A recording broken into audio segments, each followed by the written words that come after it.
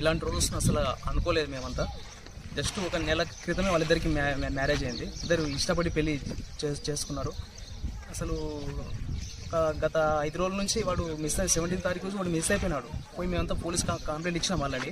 ఇచ్చిన రోజు నుంచి మేమంతా అనుమానం వ్యక్తం చేస్తూనే ఉన్నాం అసలు ఈ అమ్మాయి మీదనే, పెళ్లి చేసుకున్న అమ్మాయి మీదనే. ఈ అమ్మాయికి కొన్ని ఇల్లీగల్ అఫేర్స్ ఉన్నాయని మాకు ఈ మధ్య తెలిసింది. దానివల్లనే వాడిని ట్రాప్ చేసి పెళ్లి చేసుకొని దూరంగా తీసుకెళ్ళి చంపేయించిండ్రని మాకు నిన్న రాత్రి డెడ్ బాడీ మాకు 5 గంటలకి మా అన్న ఫోన్ చేసి చెప్పింది, ఇట్లా డెడ్ బాడీ దొరికింది, తేజలాగానే కనిపిస్తున్నాడు అని మాకు చెప్తే మేము చాలా అసలు ఏంది ఇలా జరిగింది, వాని జీవితం ఇలా ముగిస్తా అసలు అనుకోలేదు మేమంతా. కానీ అసలు మీకు పెళ్ళిళ్ళు, ఒకవేళ అమ్మాయిలకు పెళ్ళిళ్ళు ఇష్టం లేకపోతే పెళ్ళిళ్ళు చేసుకోకండి. అనవసరం ఒకరి జీవితాన్ని ఇట్లా ముగించాల్సిన అవసరం లేదు కదా. తర్వాత ఈ నెల 17న రాత్రి నాకు ఒక ఫోన్ కాల్ వచ్చింది, మీ తమ్ముడు కనపడట్లేదు అని ఫోన్ చేసి చెప్పారు.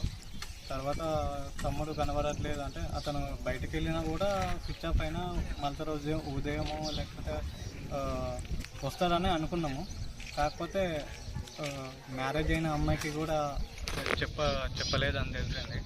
అయితే నేను ఏం చేశానంటే పోలీస్ స్టేషన్కి వెళ్ళి, సార్ ఇట్లా మా తమ్ముడు మిస్ అయ్యిండు, 2 ఫోన్లు స్విచ్ ఆఫ్ వస్తున్నాయి అని నేను అక్కడ దరఖాస్తు ఇవ్వడం జరిగింది. వాళ్ళు కూడా ఎంక్వైరీ చేయడం స్టార్ట్ చేశారు. 17వ తారీఖు తమ్ముడు మార్నింగ్ ఈడ మన కృష్ణారెడ్డి బంగ్లా దగ్గర ఐటీఐ కాలేజ్ దగ్గర బండి పెట్టి వెళ్ళిపోవడం జరిగింది. ఆ బండిని మేము ఆ రోజు నైటు 2 గంటలకి, అంటే 18th మార్నింగ్ 2 గంటలకి మేము గుర్తించడం జరిగింది. ఆ బండిని ఫైండ్ అవుట్ చేసింది కూడా వాళ్ళ మామయ్య పరశురాముడు, ఆ పాప వాళ్ళ మామయ్య పరశురాముడు.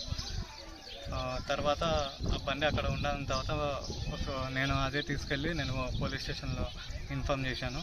వాళ్ళు సీసీటీవీ ఫుటేజ్ వాటిని కలెక్ట్ చేసి తర్వాత తను ఎక్కడికి వెళ్ళిండు ఏంటి అని పోలీసు వాళ్ళు ఎంక్వైరీ చేయడం స్టార్ట్ చేశారు.